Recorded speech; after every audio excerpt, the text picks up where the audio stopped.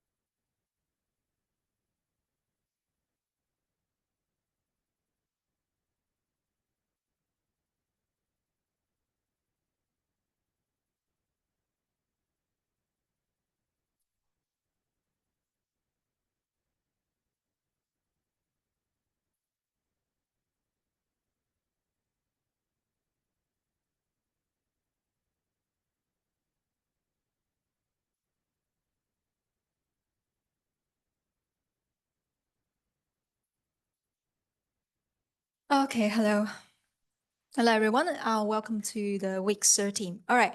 So I have been asked for demos from a couple of few weeks, like during this day, even now. Okay, keeps receive the emails from asking the demos of the final examination. But the thing that I want to say is no need. Okay, so the final examination, if you are all familiar about all the quizzes from week 1 to week 9, including week 11. If you understand all those quizzes questions, I can ensure that you can reach out to D, even HD in your final examination. Okay. So that's why today's review and preparation for final exams, I only select, so based on the statistic that I understand from the quiz, I would just select the least lowest score. No, 3. Okay, 2 or 3. Sometimes just 2. Sometimes there's 3 that some students felt. Okay, so just based on those records, I would try to explain each week content. Not just explaining why these answers, but also to review the corresponding knowledge. And there was some information that I want you to understand and will be tested during the final examination. Okay, so again, because this is the last course of our, last class of our courses, and I want to review the main goals for this course. And I hope you can check whether you occupy those learning outcomes or not. Okay, if you are, that's great. If you're not, maybe you can we can have a chat and see which part is lack. And remember, I still have 2 hours. That's what they say, consultant hours. Yes, you're free to book a time with me, and I can fulfill the corresponding knowledge before the examinations. Okay, so for bachelor students, definitely you need to know the most common machine learning methods. So that will be tested in your first 2 weeks. Not just first 2 weeks, also week 3 and 4, I believe. And also you would test the corresponding lab practice, okay? And what problems and data they are suited for. So for each machine learning algorithm, actually, I have already provided with their, the data sets and the corresponding problems. And during the lab test, you also test about for one problem, using different kind of like machine learning models, what's their results, okay, to compare their result, which one is best suitable, okay. So that's the first things you need to understand. The second thing is having the knowledge of the libraries to actually apply those methods to the data, okay. So to test whether you have this kind of like the knowledge of the libraries, yes, you need to just go to your assignment 2. If you already knowing this knowledge of libraries, I don't think you have any trouble issues in your assessment 2. Okay, because for our bachelor students, your final examination is face-to-face, so you don't need to run any code during the final examination. So it just the quiz answers will test whether you have the correct knowledge about those libraries. Okay, so course learning outcomes from this course outline is define the principles of artificial intelligence and machine learning. So of course, you have already learned about how to utilize it effectively, and also to understand how to make it, if it's not effective, how to make it effective after that. Okay, and also to understand about the operational utilization. So that's our week 9. So talking about the machine learning operations. So that's the principles how to utilize those machine learning and AI in industry. Okay, so this part is also part of the principles, except for those how to utilize effectively, how to utilize standarding in the industry. It's also you need to understand about the ethical problems. So that's our week 11 stuff. Okay, so the second thing, you need to use the AI tools and libraries to extract information from the data. So this is all we need to do, okay? Interpret, validate, and integrate the AI outputs. So this, I want you to incorporate your AI results and interpret it in your scenarios, okay? I would testify this part of the knowledge mainly in your assessment too, but final examination is hardly to incorporate these parts. Maybe validation, yes. Interpret, not AI output, but we ask you to interpret about the program. Okay, I will show you the example later. The fourth thing is try to explain the applications of AI tools and libraries to practice applications areas. Okay, this is also part of your assessment too. In your final examination, yes, we will provide some simple example. You just pick up which algorithm is suitable for this example, but that kind of scenarios in your final exams is too simple. I don't believe it could testify. So it's mainly rely on assessment too. I would testify your understanding. Okay. Fifth thing is to critically explain limitation and issues of applying AI in practice. Okay. So this part is mainly about week 11, okay, ethical concerns, bias, understandings, etc. All right. Now, that's all about the bachelor. So go through it to testify to whether you equip it with this kind of like the knowledge. Okay, if not, just refer to the week content that I mentioned and testify the corresponding assignments. Yeah.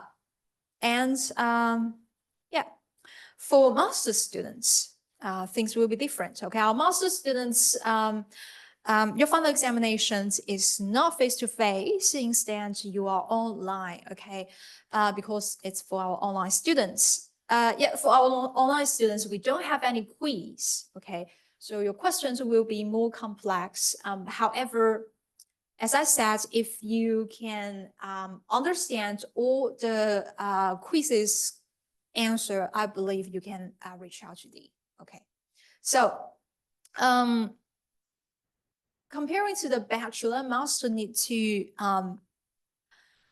analyze the AI methodology. So it's mainly related to the critical thinking. Okay, so you need to, except for know the basic, know the most common machine learning methods and having the knowledge about the library to be used, but also need to have the critical analysis and evaluation skills to use the AI for intended purpose. Okay, so and also identified, if not, what else you need to do. Okay, so it's included in your critical analysis part. Okay, so except for that, not just understand know the principle, you need to explain the principle. So why they utilize machine learning operations like that? What's the meaning the industries need to follow the machine learning operations. So explain that.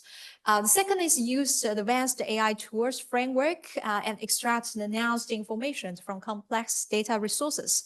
I have to say, I treat the bachelor and master students same thing because you guys share the same assignment too. Okay. For the advanced AI tools, it's just the marking criteria. When I'm marking your assessment too, the batch will not be straightforward for the bachelor students, but for the master students, yes. You have to use advanced AI tools. That means you cannot use the traditional machine learning. Okay, you have to use more advanced, like the complex neural networks, frameworks, and the data sets. It's cannot be just simple tabular data. Okay, so that's the second. Okay, third one is not just interpret, but you need to critically evaluate. Okay, so critically evaluations, it means you need to go more around about the evaluation part. Okay, so that's the basic.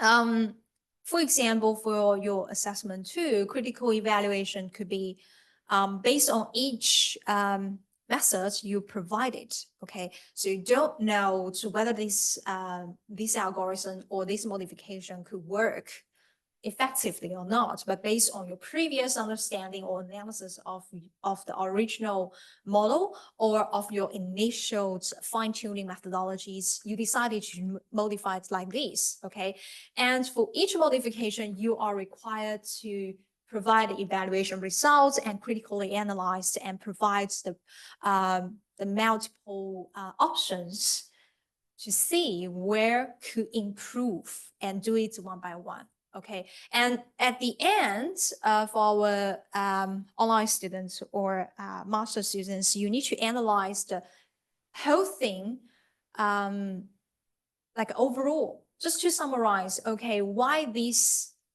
for these methods is not workable, why for these methods it's have a significant improvement. Okay, so it's not only evaluates the model structures, but also need to evaluate from the data extraction.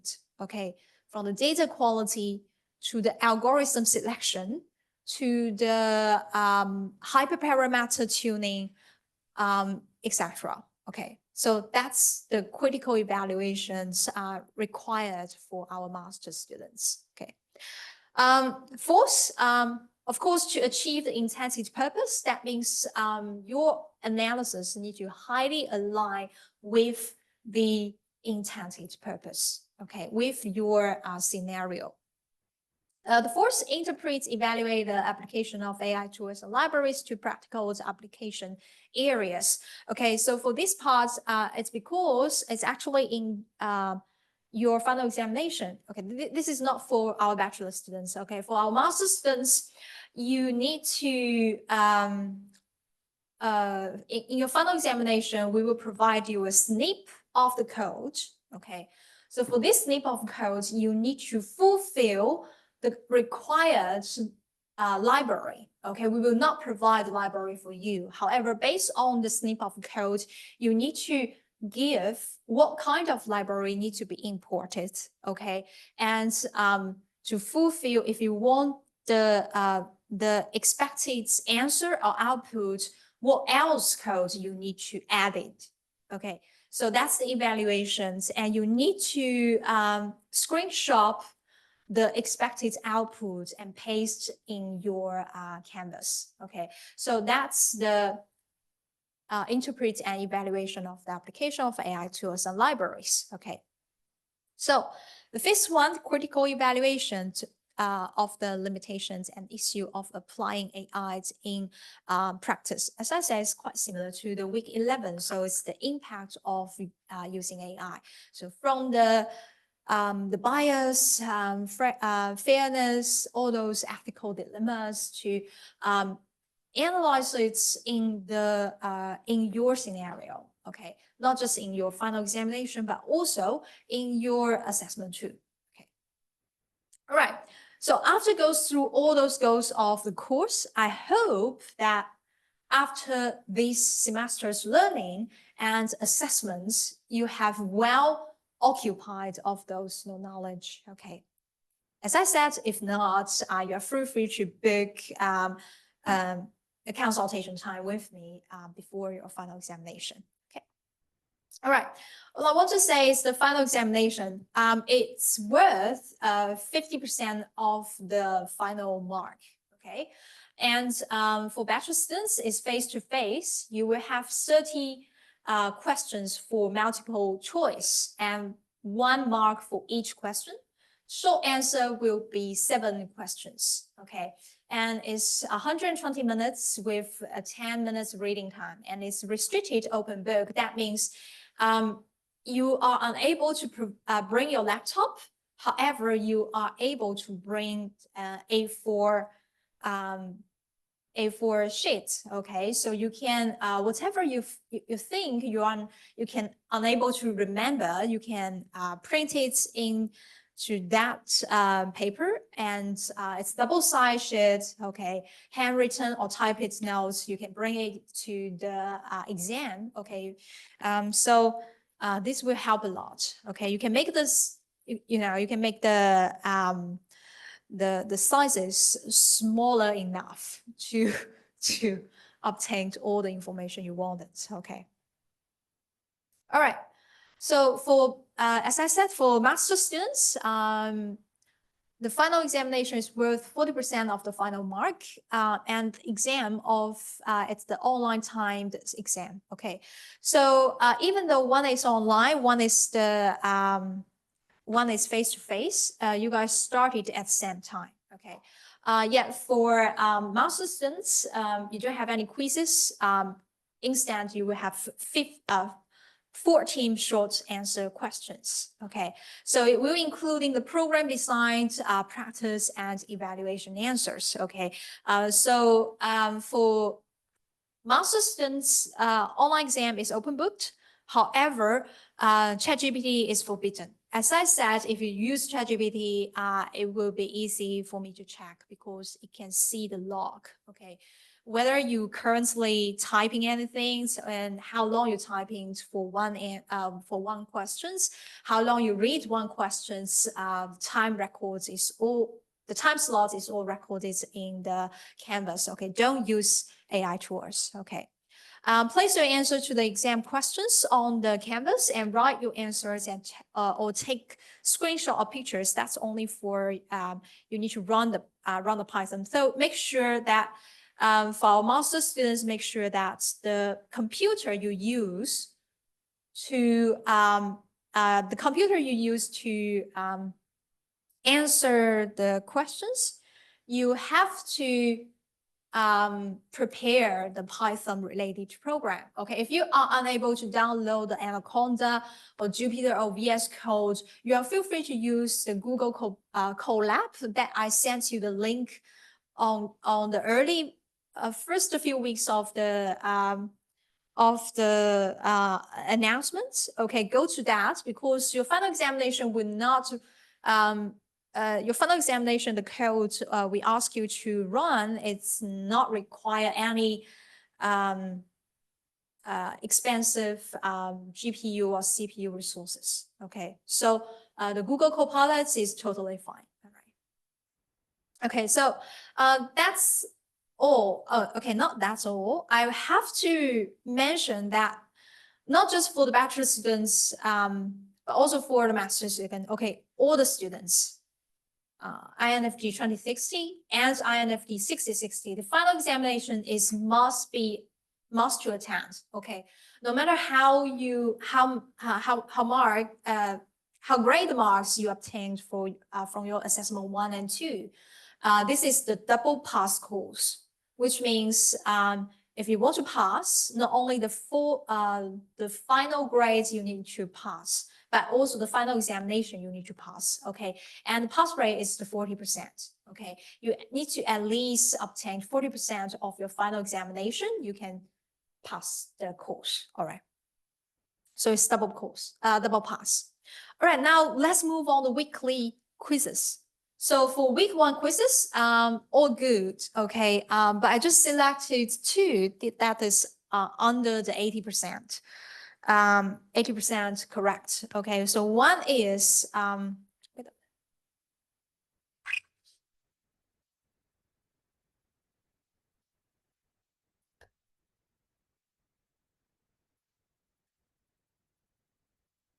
okay, so one question is what's our goal when finding better representation of data in machine learning? Okay, the answer is only this one. All right. So finding representations that make it easier to complete the task at hand. Okay, now let's look at the other answers. Representations that are easier to create by hand. Okay, it's definitely incorrect.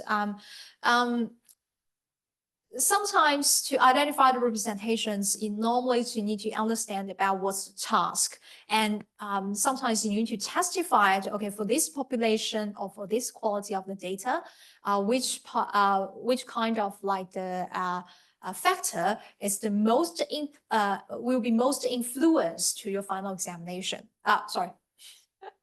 For your final result. Okay. Second, representations where the black points are on one side of x-axis and white points on the other sides. Okay, this is only for very simple binary class classification. Okay, definitely not correct. Sometimes have multiple class classification, then this kind of like statement is incorrect. Next is the finding representations that are more amicable to the task at hand.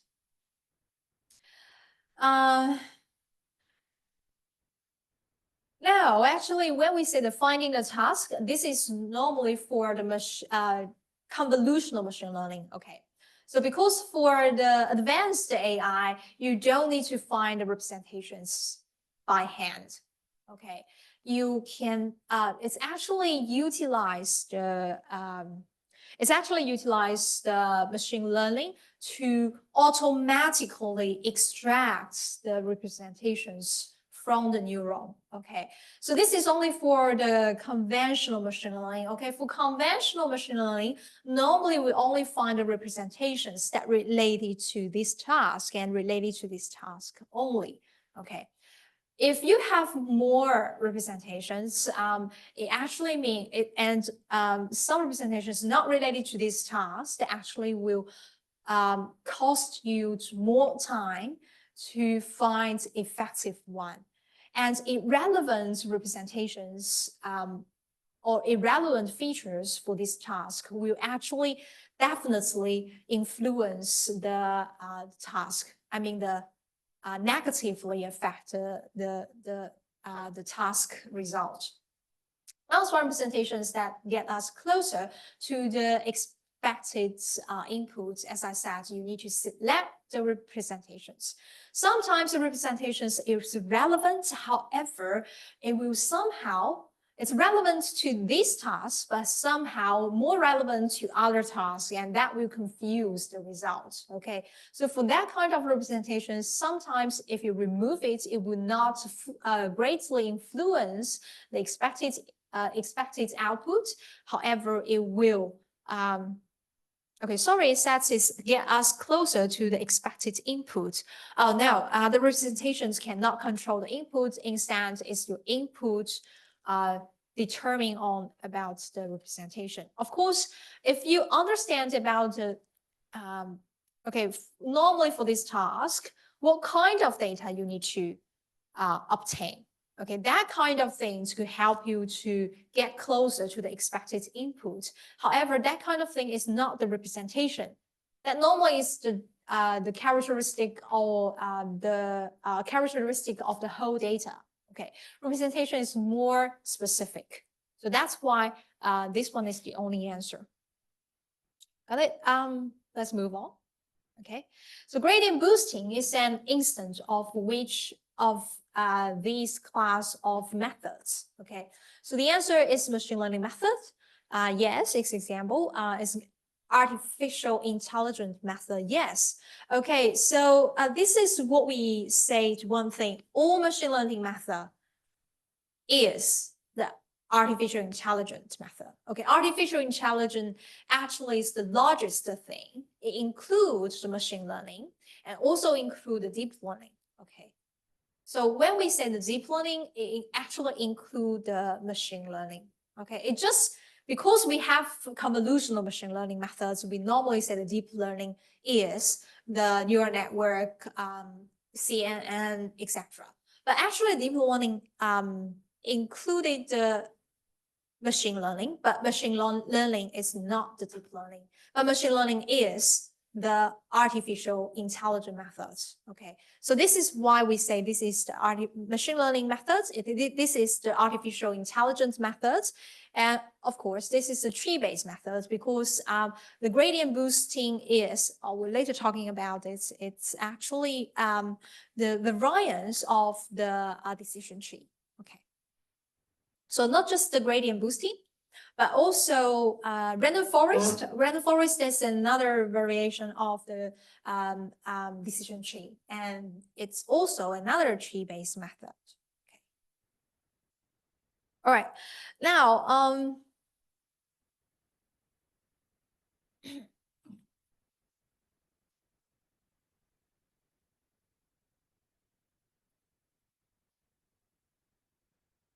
this is what I want to record. Okay.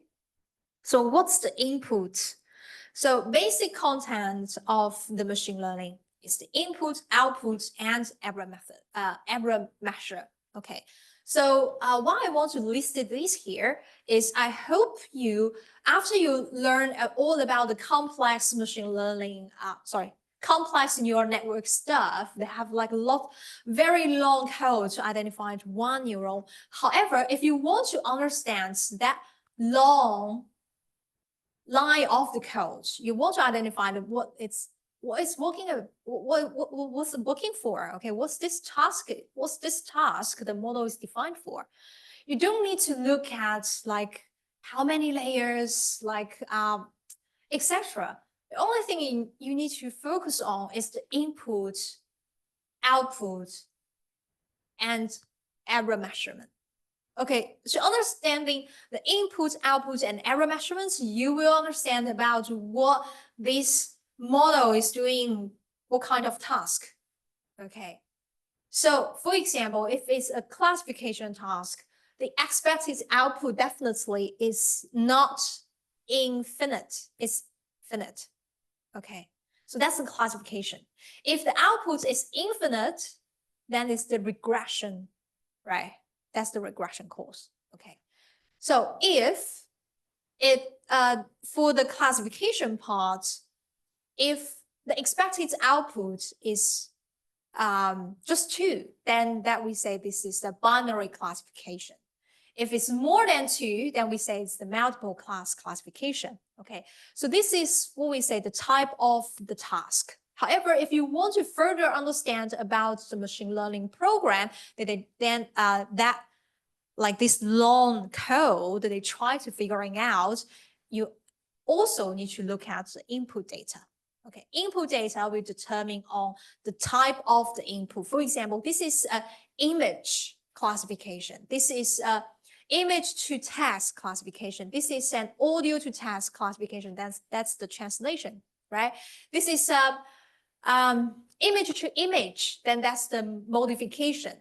If it's text to image, that's the image generation. Okay, if it's the text to text, that could be the auto field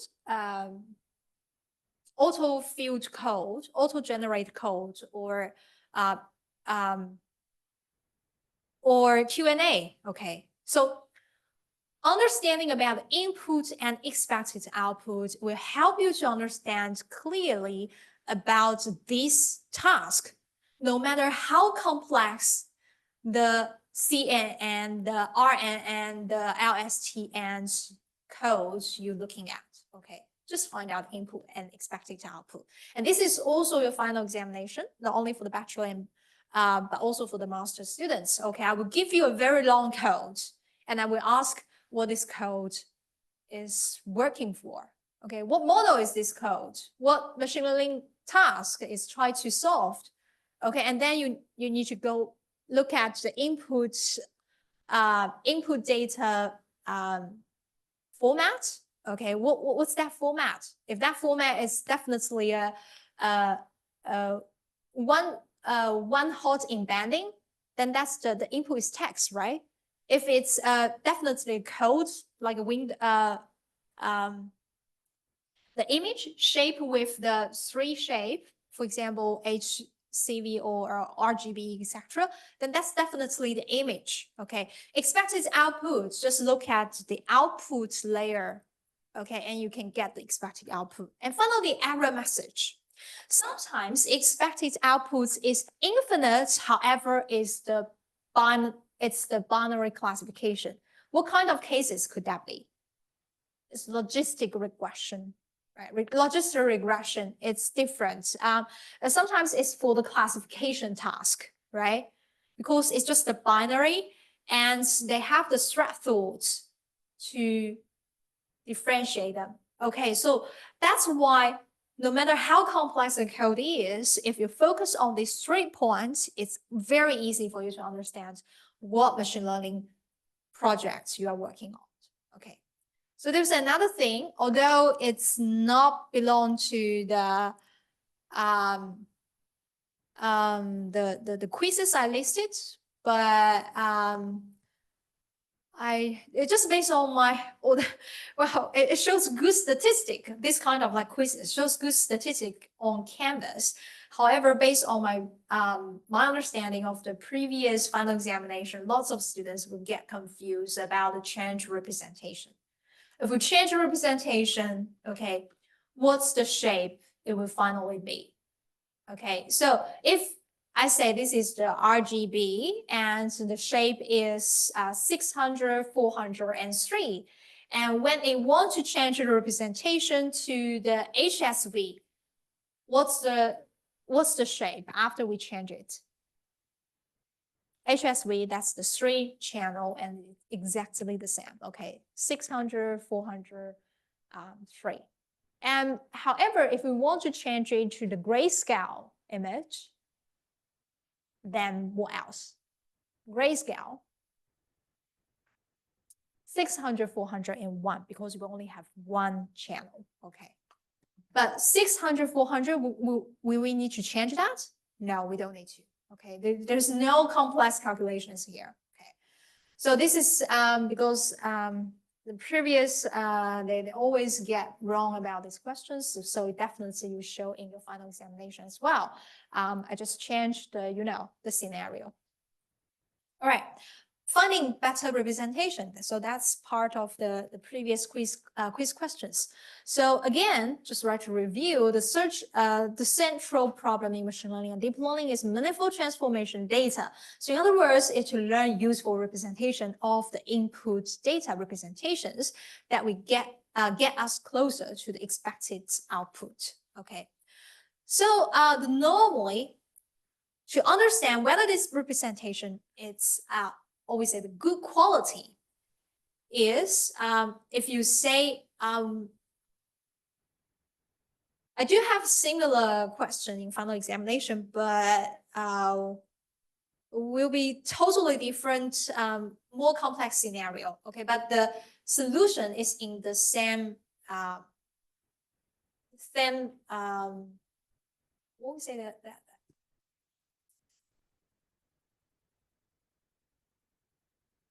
no, I have nothing in my head. Okay, so same way, then you try to solve it. Okay, same way. All right, so when you, for example, for this task, select all grass pixels in the image. So if I ask you, if I want to select all grass pixels in the image, what kind of like features is best suitable? RGB, HSV, grayscale, which one? So definitely is the RGB. Okay, RGB. Because grass, the first meaning you think the useful representation is what? Green, right? Green. And pixels, that actually means sorry, not pixels, sorry. HSV actually means the statures. If it's stature or not, the grass will not be significantly influenced or distinguished by other objectives, right? So definitely HSV is not the best representation for select all grass pixels in this image. Okay, so HSV is not the best choice. However, what about the grayscale? Well, colors, although it's not, sometimes the colors information will also show in the grayscale. However, if you just rely on grayscale, that actually the grayscale's feature actually means I only focus on the shape instead on the color. So that's why we need to turn the RGB to grayscale, right? So yes, the best answer. So for these three answers, okay, RGB, HSV, grayscale. The best answer is the RGB. The second best is the grayscale, and the least one is the HSV. Okay. All right. So this is give you a scenario, and you need to understand. Okay, following up features, which one is the best suitable or useful. Okay. Second, for the task, make the image least structured. Okay, so that's for the HSV. Okay, another thing is, this is an example, okay? What's the meaning of the beta representation? So this is example. If you can utilize, you can find the distribution of the different, find significant distinctions among two classes, and then you need to change the new coordination.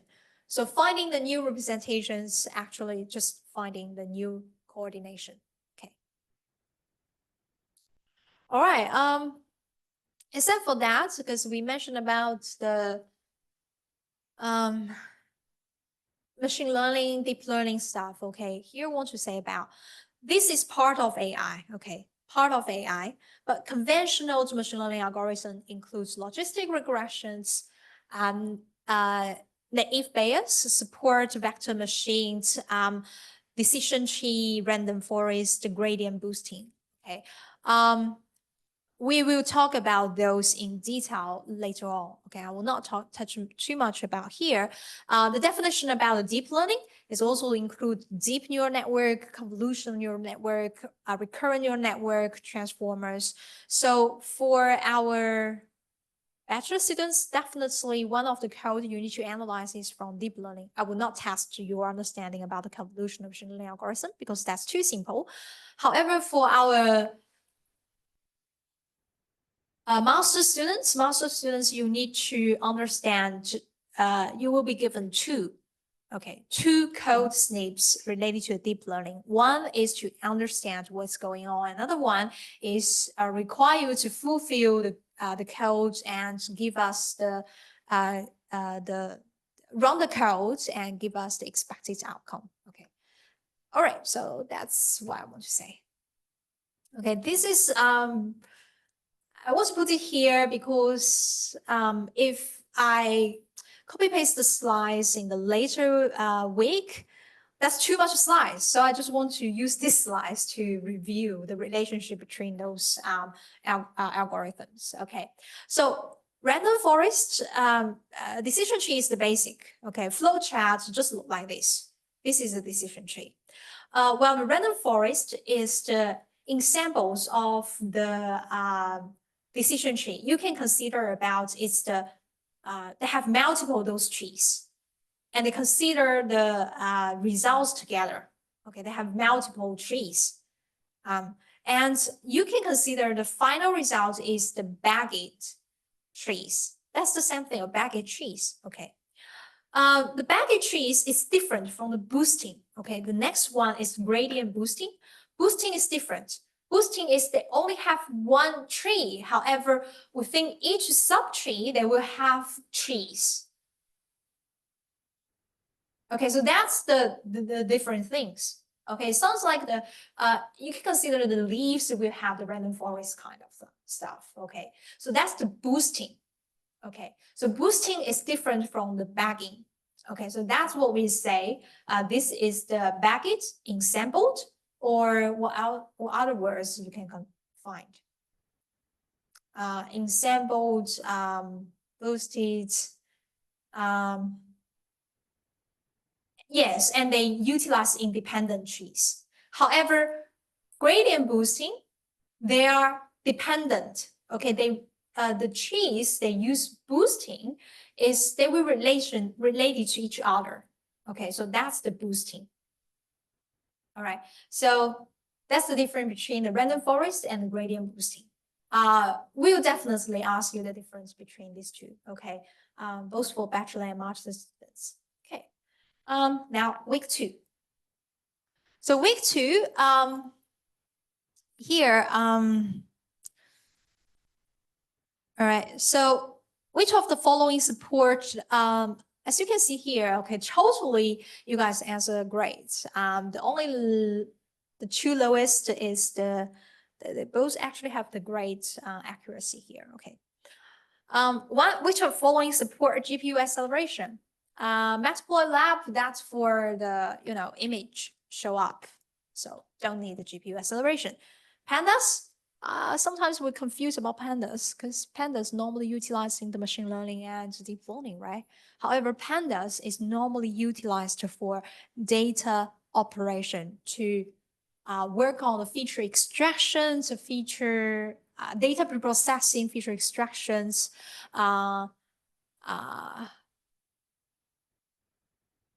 purifying. Okay, so that part of work don't need a GPU. Okay.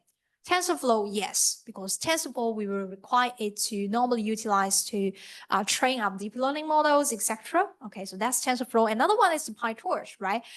We actually have the TensorFlow versions, CNN, and PyTorch versions, CNN. Okay, both have. All right. NumPy, no, NumPy same for same as the pandas. Is only to do the math, do the data preprocessing, feature extractions, nothing more. Okay. Skitlearn, sometimes people would think skitlearn, yes, it's part of the, normally utilized in deep learning, artificial intelligence. However, skitlearn normally obtain the measurement evaluation algorithms. Okay, and sometimes skitlearn normally contains convolutional machine learning. Convolutional machine learning, for example, random forest, the deep decision tree. So when you utilize these, CPU is enough. You don't need the GPU support. So they don't have the GPU acceleration. Okay. Of course, if you say that, well, even though I utilize the convolutional machine learning, I do, the training data set is massive and I want to accelerate this kind of like a convolutional machine learning. Yes, you still can, okay? But the package itself, it would not support the GPU acceleration. You have to utilize the manually allocate the the convolutional machine learning task into different GPU and accumulate the calculation together. However, that's much more complex, and we will not touch that in this course. Okay, but they have some methods to do that. If you still want to speed up the sklearn convolutional machine learning process, you still can have you still can do that. You can Google it to find out. All right. Second quiz. Assume that we have an NumPy ND arrays object X with shape 200, 400. We run the commands y equal to np.sum. That would be the shape of the result y. Okay, so correct answer is this. Okay. Well, 200 and some, that will be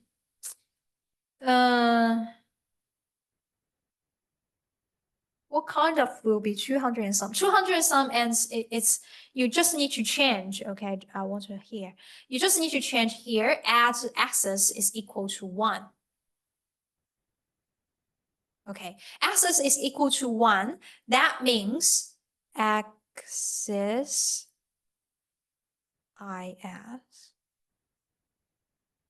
Okay, just add here. Axis is equal to 1. Just focus on, because this is 0, right? This is 1, right? So that means focus on axis 1. I do the summarization.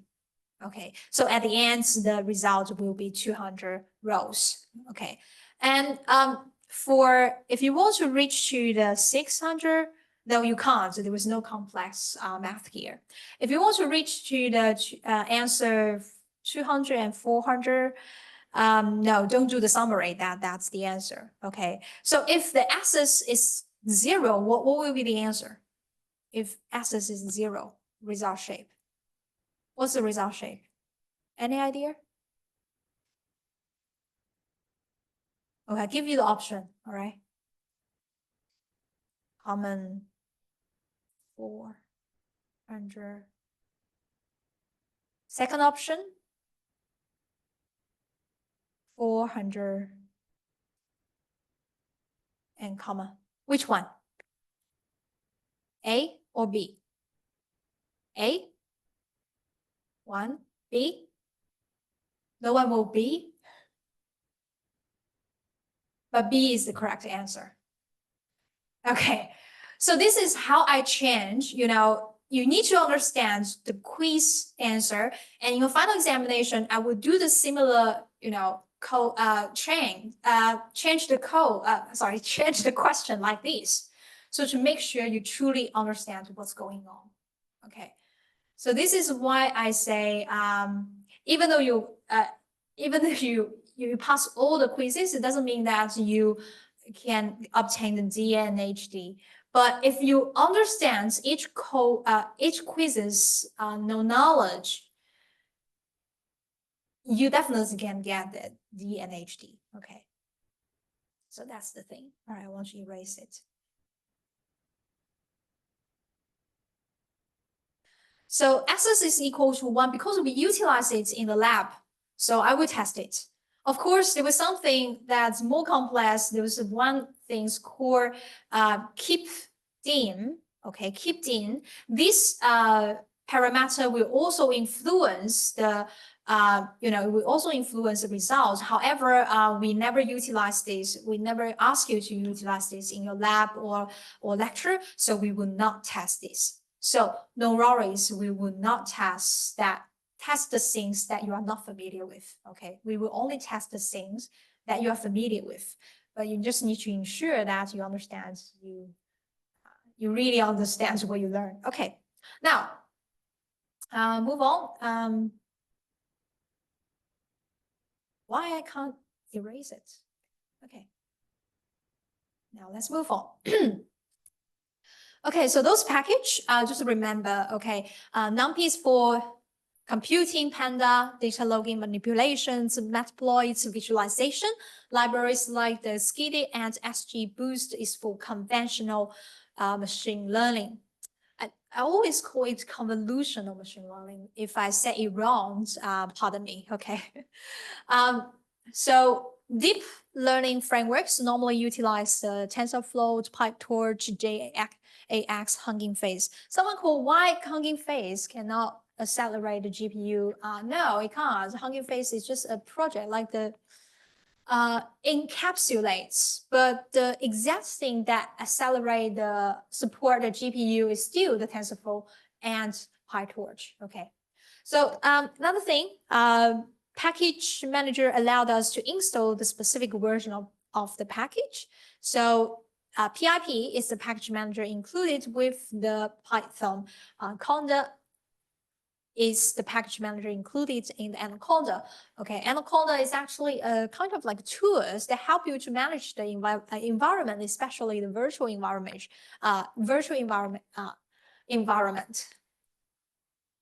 All right, so this is the NumPy basic stuff. Okay,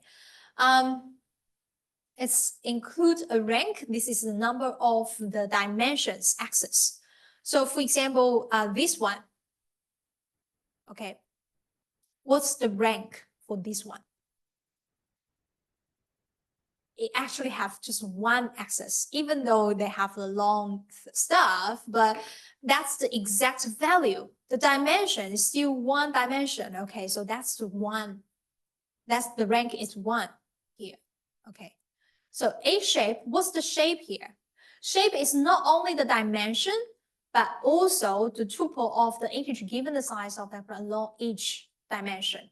Okay, so for this one dimension is like, okay, for example, this one, okay. Rank is, we have two dimensions here. Okay, rank will be 2. Remember here, where I meant the dimension is different from the dimension of your column. So dimension of your column, that actually means the number of features, right?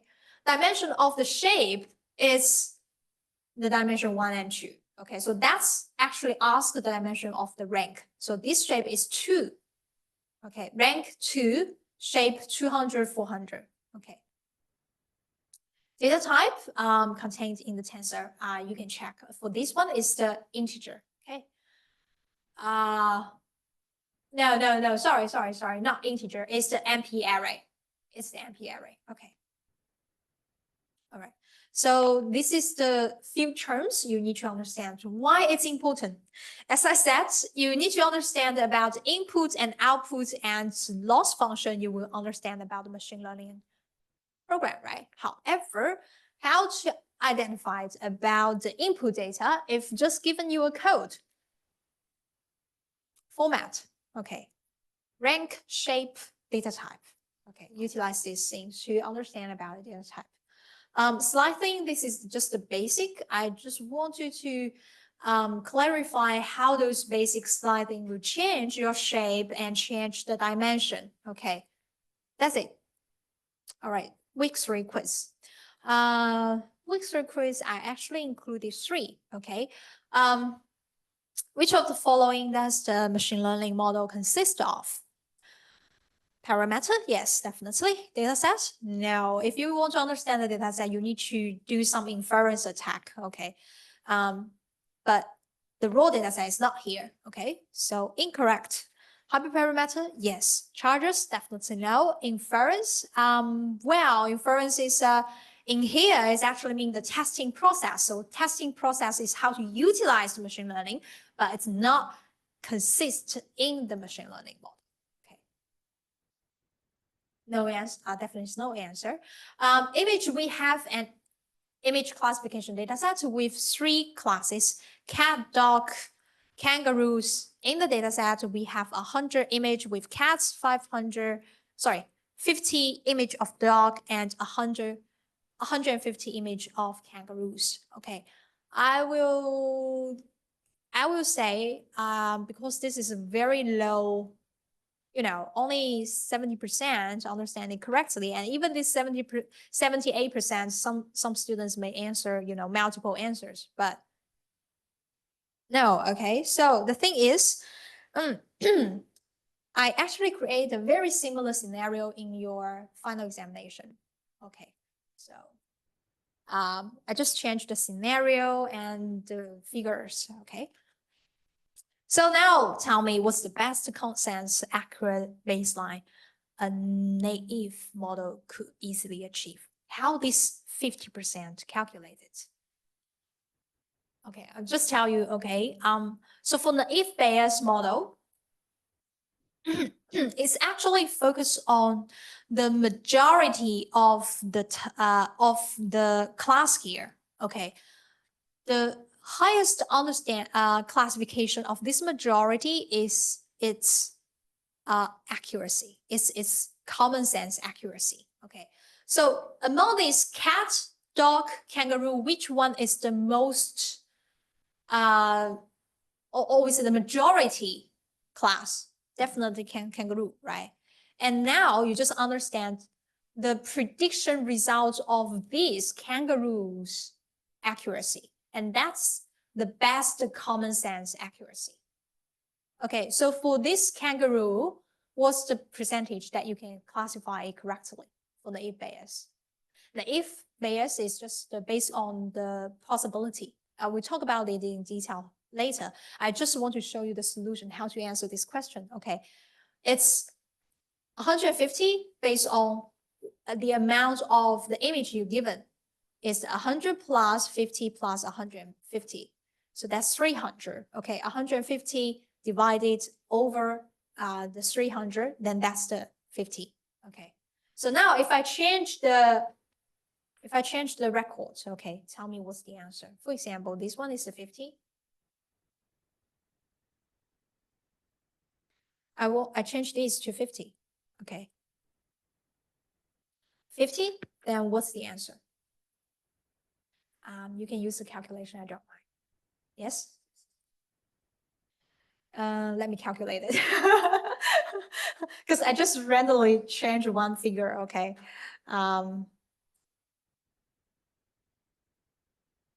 Yes, 60%. Oh, did you have any answer here? Okay, 50%. Yes. So that's how you, that's how I will modify this, okay? But of course, I'm not just modify one character in the final examination. Okay, right. Now, next. Quiz: in which of the following situations would we suffer an information leakage?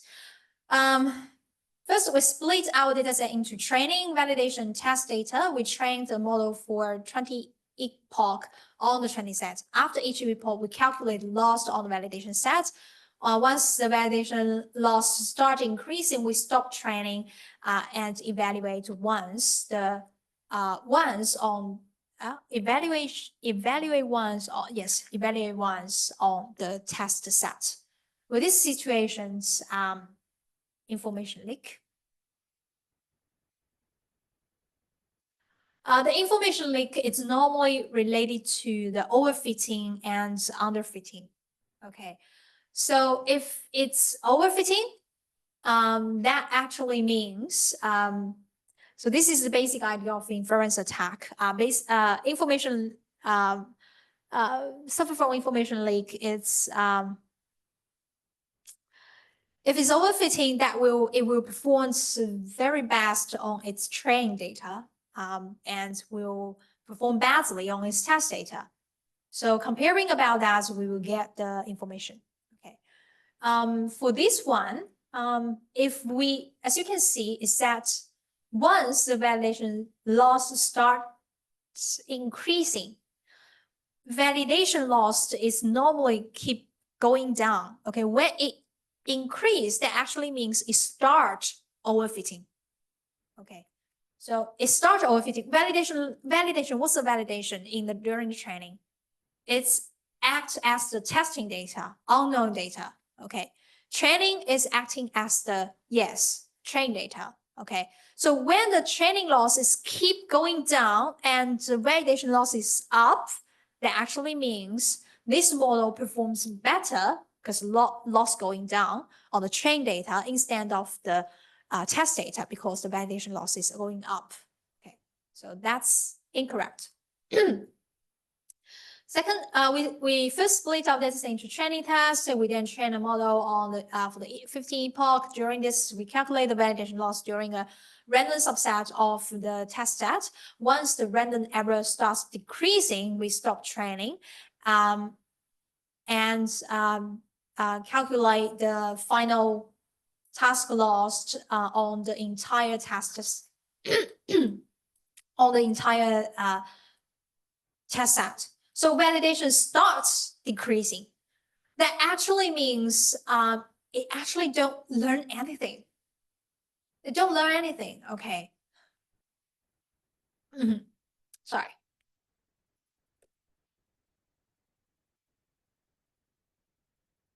Let's have a rest. I have talked about 1 hour.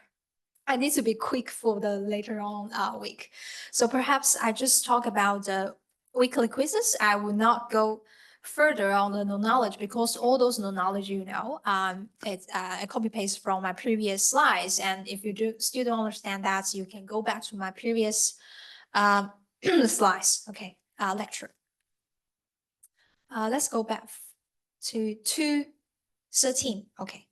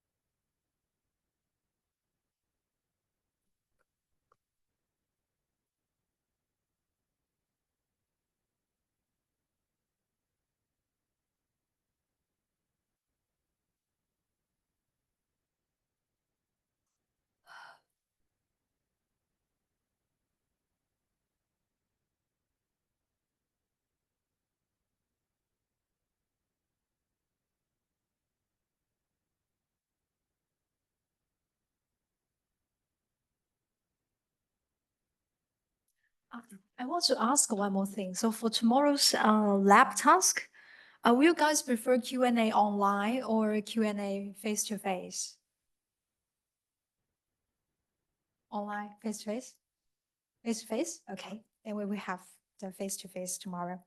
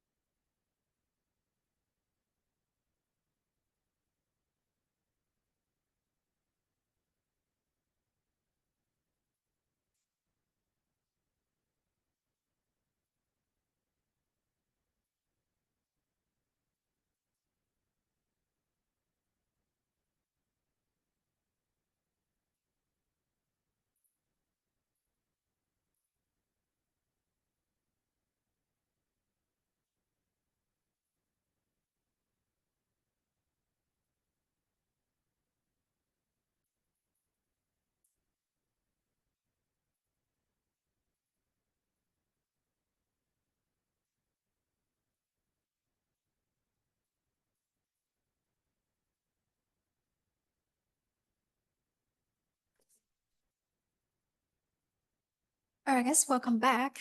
Okay, so we now on the second scenario. I believe I have already read the scenario, right?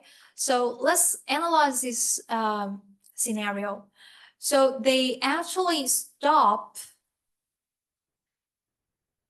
they calculate the validation loss using a random subset of the test set. However, when the validation error starts decreasing, they stop training and evaluate. So what's the meaning about validation error starts decreasing? Error starts decreasing, that actually means the model performs better in this data set, right? In this validation data set. However, in this scenario, the validation data set is the subset of the test set. So when it starts decreasing, they stop training, that actually means this model performs worst in the test set. In the meanwhile, it actually will perform better in their trained model. So this is another form definitely will suffer from the information leak. Okay, so that's why the second answer is correct. The third answer is we split our data set into the training, validation, and test set. Then we trained a model on the training set while we evaluating on the test set each epoch. And finally, we evaluate the test set once last time. So this is another thing, okay? Even though they test the data sets at the last moment, however, it actually tests in each epoch. Remember how we identify the training on each epoch? For each epoch, they try to extract or modify the feature they extracted closer to the task. What's the mean the closer to the task? For each round, the feature they extracted is closer to the task, and for each round, the performance is much more better than previous. And by comparing these performance differences, they could understand what kind of feature is suitable for this task. And therefore, the attacker can understand about, okay, what information is obtained in the original data set, and which part of the features in the original data sets is more suitable for this task.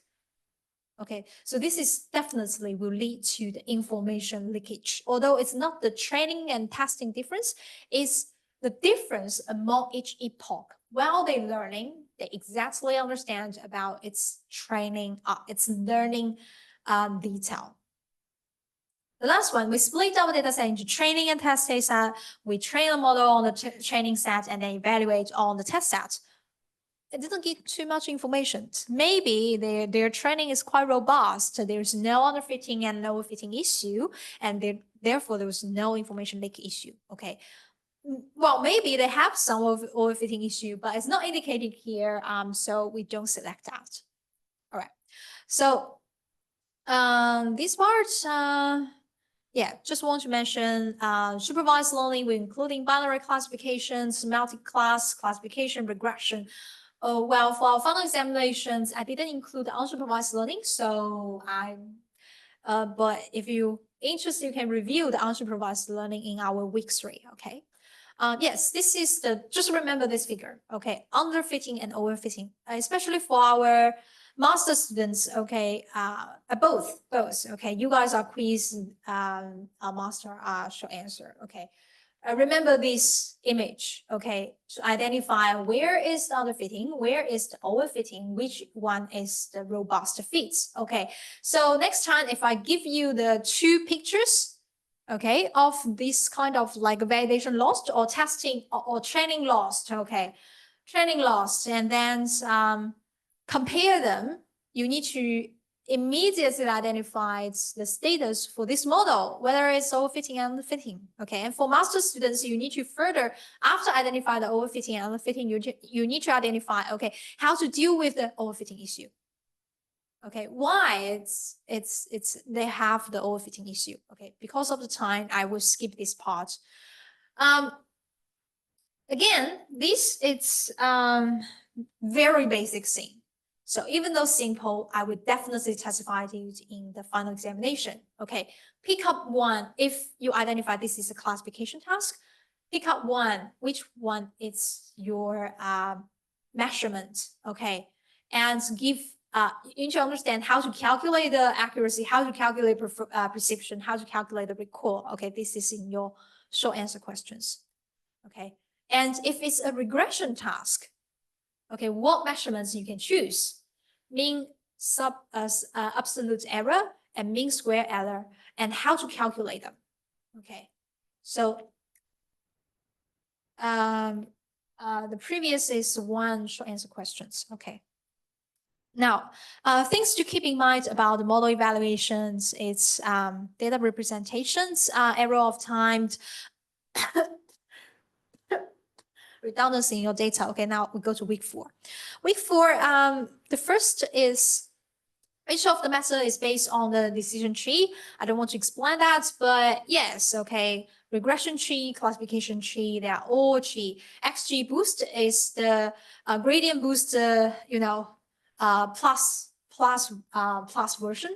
Okay, random forest is the tree-based method. Okay, assumed we have 10 observations of the ordinary viable education level. Okay, bachelor, high school, PhD, master, high school, bachelor. Okay, assume that understand they have like multiple one, but this is asking you, do you understand the one hot encoding or not?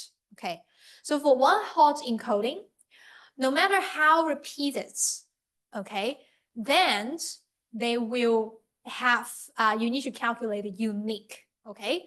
After you calculate unique, sort the unique words and then label it. Okay, 0, 1, 2. This is the one thing. You need to find unique instead of all the words. The second thing is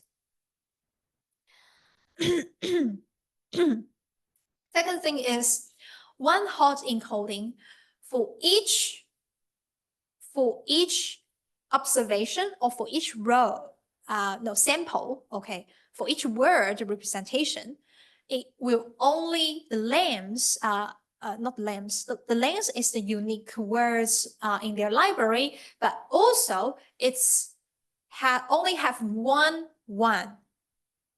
in the row, okay, only have one in the row, okay. The rest, all of them are 0. Okay, if I want to modify this course, I believe it's much more simple, right? For example, I just added one similar, for example, high school. Another one is, I don't know, honors. Okay, honors, that's a different. Honors degree, that's a different. Okay, so then the corresponding change. Okay, so that will be the 0, 1, 0, 0, 0. Okay, that will be the correct answer. Erase all. And erase all. Laser. Okay, so third question, assume you are working as a data scientist at a large insurance company. Your employee wants to use the vast amount of data collected on the 38 million past and current customers, which includes over 10,000 features per customer, to predict which customers are most likely to leave the company if they permutes increase. It's important that the model can run fast in inference and integrated with existing Kubernetes environments. Which one is the most suitable? The if-based is definitely not, because they actually require the fast inference and the amount of features and the features per customer, and this is a huge amount of the data set. The if-based unable to run this fast with the accurate, okay, so the if-based is not. XGBoost is the correct answer. Okay, classification tree. For this one, you can't say it's not a classification tree, but single tree is too weak for such large data sets. Okay, and it would not scale well for this large data set as well. So comparing to the XGBoost, classification tree, no. Okay, logistic regression definitely is a classification class. And it appears that it's not a binary classification. Okay, so as I said, scaled well and is interpretable. Okay, interpret well, fast. It's not logistic regression. No, not fast. Integration, yes. Okay, however, with those large amount of features and rows is not suit well, but still suitable, but not the best choice. Okay. Transformer, remember, it's for text and sequential data. Remember, transformation is part of the it's not part, or we say some of the LSTM or what's that? RNN model, right? So RNN model is for the text. It's not for the tabular data. Of course, here, as you can see, this is definitely a tabular data, okay? And for the CNN is for what? Image, okay? It's not also it's not for this scenario. So that's why we choose the XGBoost.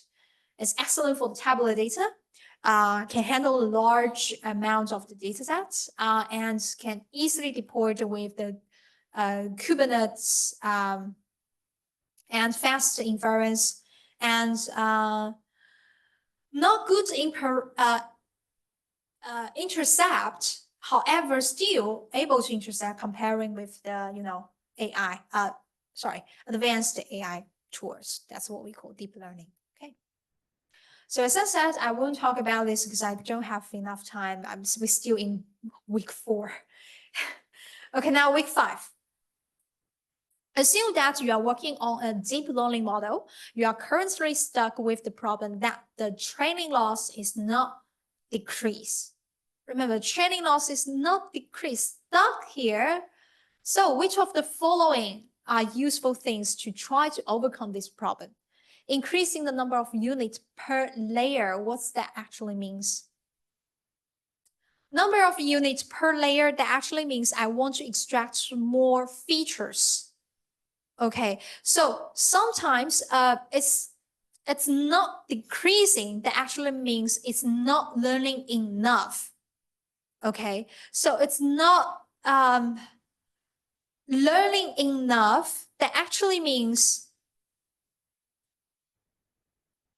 it's not decreasing.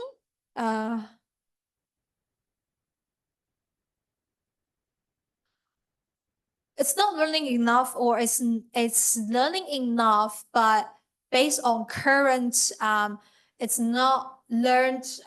No, I don't think there has another option. The only reason is not learning enough. Okay, it's not learning enough. But increasing the feature, would that help learning enough? Remember what I said, the useful feature can boost our performance. However, the irrelevant features will not, okay? If you extend the unit, that actually means each layer is not learned deeply, it's learned widely, okay? Learn widely, that actually means you need to include more irrelevant features. So irrelevant features will actually decrease the model's performance. Decrease model's performance is the loss will increase. It's not decrease, but what we want is decrease. So the first answer is incorrect. However, if you say,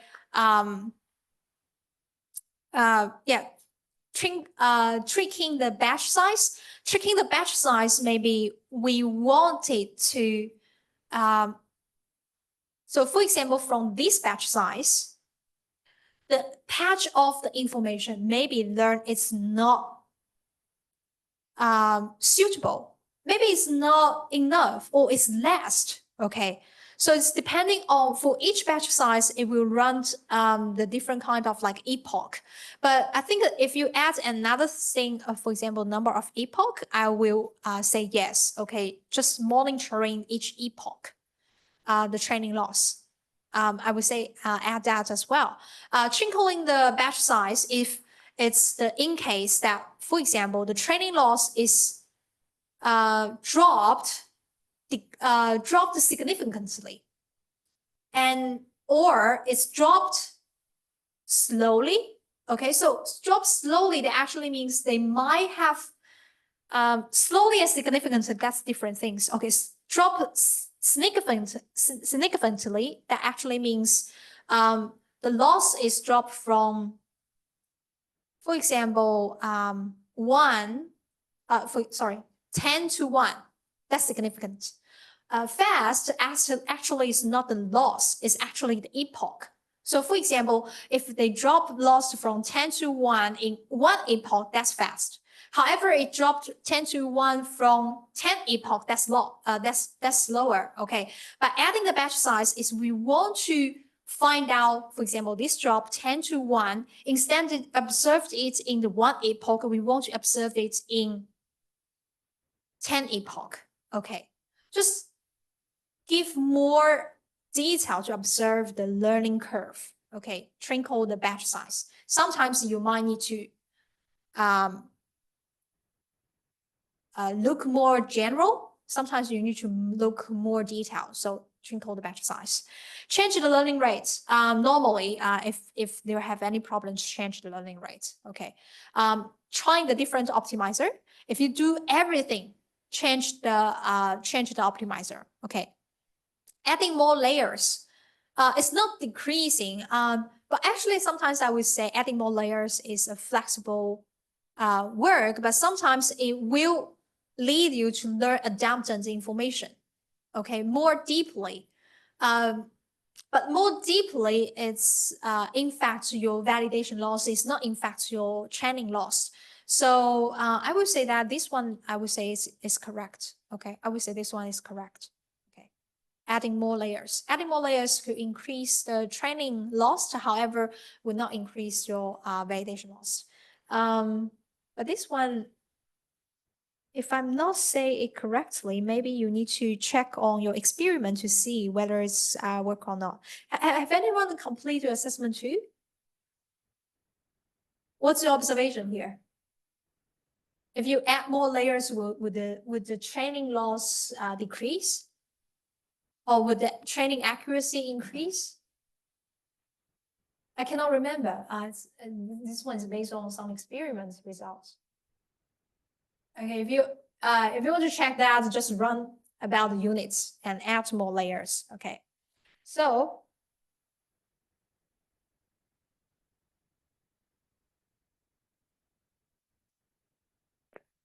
third one, which of the following would be considered as examples of deep learning? A neural network with 5 hidden layers applied to the scoring credits risk. Yes, 5 hidden. That's definitely a deep learning. Okay. A logistic regression. No. Okay. A TF-Kira sequential model. Yes. Okay. They have the 3 hidden layers. Machine learning approach extract feature from image and then applies a decision tree. Yeah, apply decision tree. No. Okay. A 710 110, that actually means it only includes 2 hidden layers. Is that what we call it? Wait a minute, it's 2 hidden layer.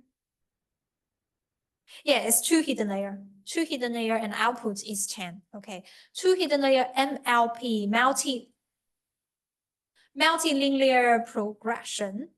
That's not the deep learning. Okay. It's part of the convolutional, but simple term. Okay, simple term. We will say that the deep, it's larger than 2. Okay, deep. That's what we call deep. Okay. However, if you say that this NLP is append to a fine-tuning, fine-tuning model, then that's definitely a deep learning, because your fine-tuning model itself it's a deep learning already. Okay, you just add more decision layer, and that's fine. This is what we say. We can't say, we won't say this is a hidden layer, and this is the choose. Okay. So that's only one hidden layer here. 7A4, it's the input layer. It's the input layer. Okay. It's the multi-layer prescription. Prescription. Okay. So I will let you to go through all this. We have already talked about. This is very important. Okay, training doesn't get started. Training loss does not go down over time. That's the training the key gradient descent hyperparameters. Yeah. Learning rate definitely is a key gradient descent hyperparameter, and batch size is definitely gradient descent optimization is a gradient descent. Okay. What else is the gradient descent? No. Okay, gradient descent is only these three.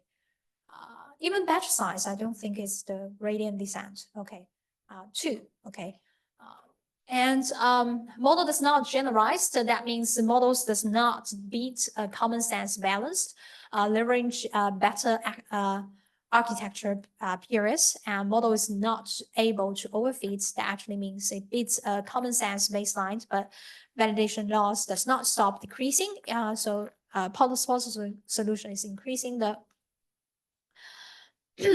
okay, here, leveraging the better architecture periods that will relate it to, add more layers, neurals, etc. Okay, increasing model capacity. That's too general. Okay, all above will include the model's capacity. Okay. All right. Improving generalization. Except for this. Okay, what else you can do instead of training the architecture? Okay, now week 6. So this is an example. Well, although this, as you can see, this week the performance is well. Okay, so I just select these two. Select this one because you will obtain some, similar code in your quiz short answers. Yeah. And this is I think it's quite simple one. Okay, how many hidden layers does this CNN have?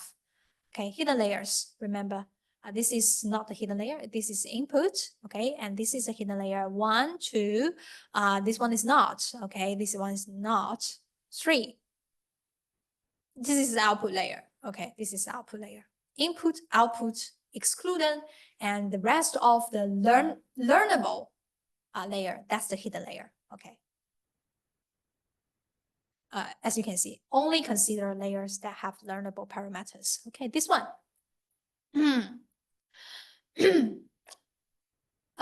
Which of the following are among others used to describe a deep convolutional neural network? Okay, heading. Yes. Yes. Convolutional neural network. That's CNN. Okay. Use pooling layer, yes. Kernel size, yes. Polynomial degree, that's for polynomial. That's for conventional machine learning. Okay. Scratch, Scratch is for the data set. Okay. Mutation rates. Mutation rates is for another. It's not for this. It's not for all what you learned it here. Okay. So that's not all right here. 3 essential tasks you need to identify about, give you a scenario, you try to identify whether it's an image classification or whether it's an image segmentation, whether it's an object detection. Okay, this is definitely showing in your final examination. All right, let's move on. Okay, so this is the part, we'll give you the similar code you need to understand. For example, calculate the parameters. Okay, it seems like, when I try to review my recording, the one I show it here in the recording part is not that clear, right? So I always forgot to attach the image about showcase how to calculate the parameter, but I will attach that screenshot later. Okay, I will send the announcements when I have attached that. So it's almost over the class, so I just skip this part. Okay. Remember, for our master students, because you can run the code, and do the model summary. Okay, and you don't need to calculate. You can use the computer to calculate. However, for our bachelor students, you need to, you do need to understand the specific calculation. No worries, it will not be too tough. Okay.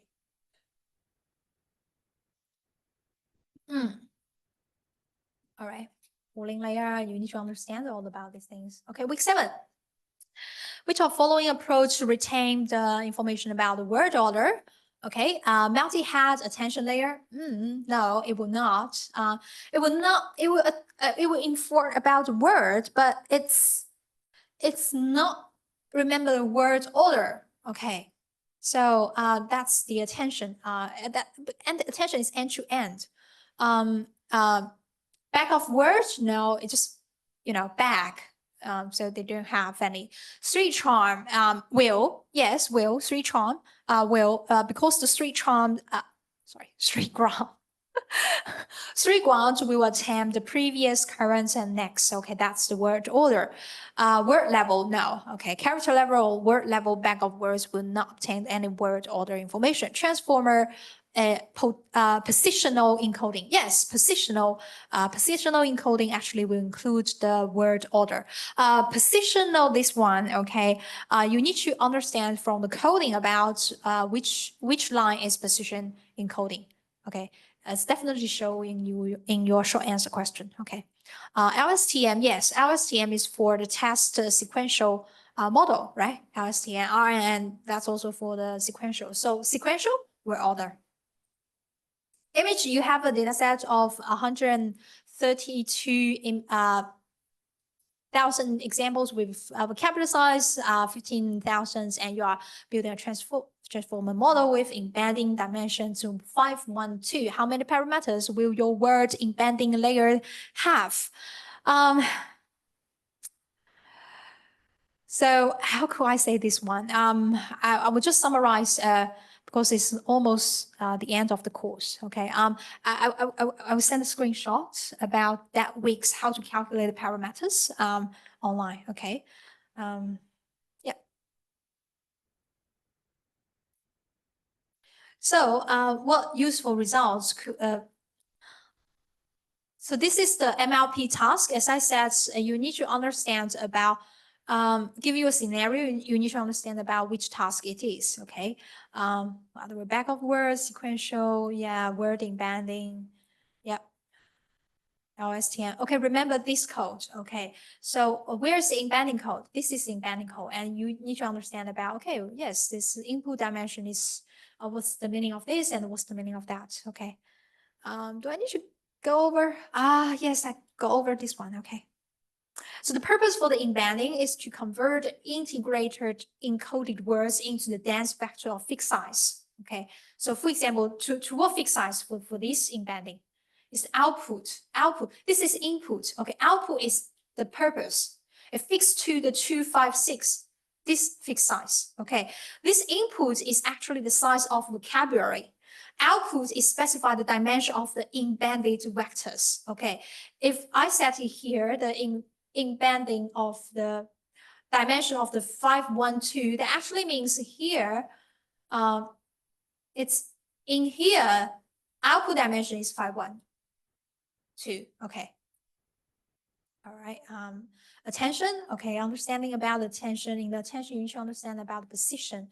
This is multi-hat. Okay. That's could explain, okay, as you can see, that could explain about why it would not intend the keyword, word order information, okay. This is positional encoding.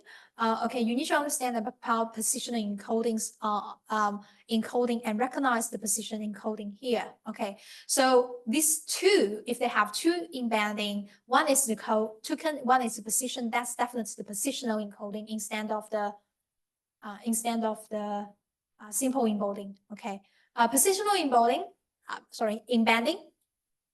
Do I need to summarize? Yes, summarize it here. Okay, quickly summarize it here. Token embedding is to convert input token into the output. That's the similar what we talked about previously. Okay, match it to the dense vector size. That is the 256. Positioning embedding is added here. Okay, this one is very important. It actually creates the positional embedding for up to 600, but for the output dimension, it should be the same as the previous one. They just add the positional information here, and positional information is up to 600. Okay, for each size of the 256. All right. All right. So those combine because you need to combine. So you need to make sure the output dimension is the same thing. Okay, so combine is actually adding the token incision and positioning to integrate the positional informations into the token size. Okay, that's one thing. Okay, week A, we have which of following technology component can be divided by the ML flow. It's actually because it's a technical component. Okay, first of all, feature store system is not technical word, just store in something. Okay, store source code repository, same thing. Workflow architecture, that's the flow thing. It's not technical thing. So monitoring and the model registry, because the model registry, you need to inform about all the models information, training, hyperparameter, etc. Monitoring, you need to evaluate those things. Okay, so technical. Second, for company at level 4 of the ML operation maturity model, which component serves the triggered automatic retraining? So this is this one.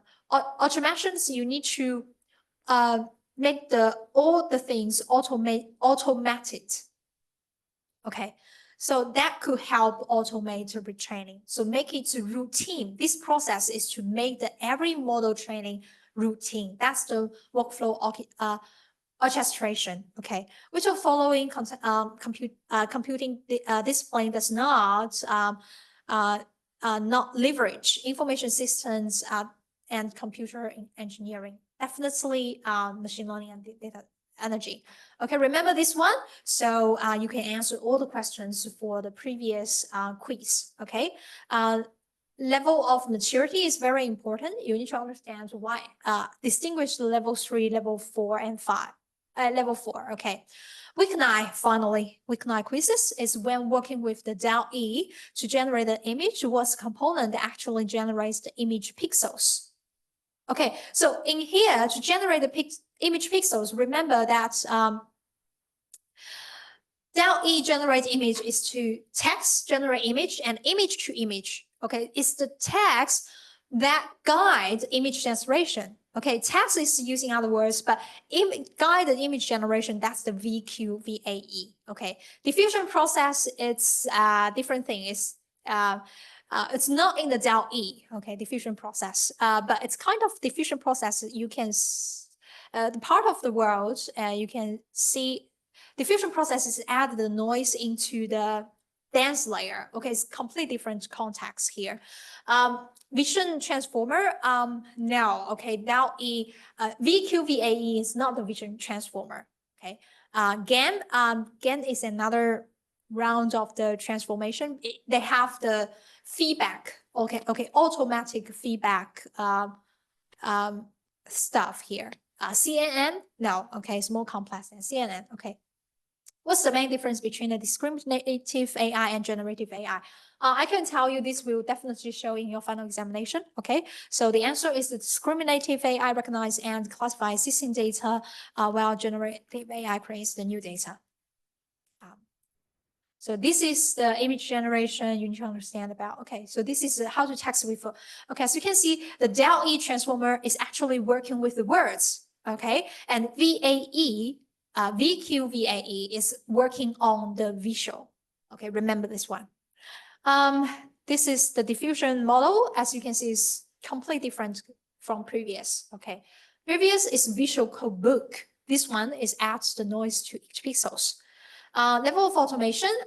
Yes, I want you to understand about code automatic car. Okay, this is very important. You need to understand about each sensors. Okay, what for each sensors highlighted here, what's their task? Okay, for example, video camera, visual data about vehicle. You need to give me the inputs, the class, the type of the classification task. Okay, and outputs. Okay, and how these outputs help to the self-driving car. Okay, to operate. Finally, week 11 quiz. Okay, so quiz, week 11 is for ethical considerations. So you need to understand about different kinds of like bias. Okay, social bias is historical bias, preparation bias, population bias, algorithm bias. Okay, based on this scenario, what's the bias? Suppose a platform that relies on the AI model trained on its users' interactions was aimed to support multiple language, but it's predominantly used in one language. Okay, so as you can see here, they want to support multiple language, but it's predominantly used in one language. That's what we say the population bias. Okay, so if I change another scenario, could you identify to which bias it is?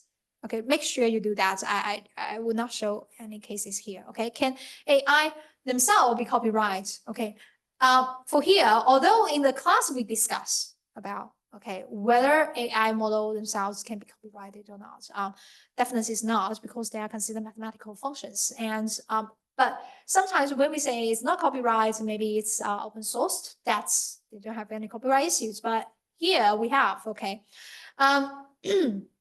now this is different type of the bias you need to understand, and detail of the historical population, self-selections, social bias. Okay, model for fair training.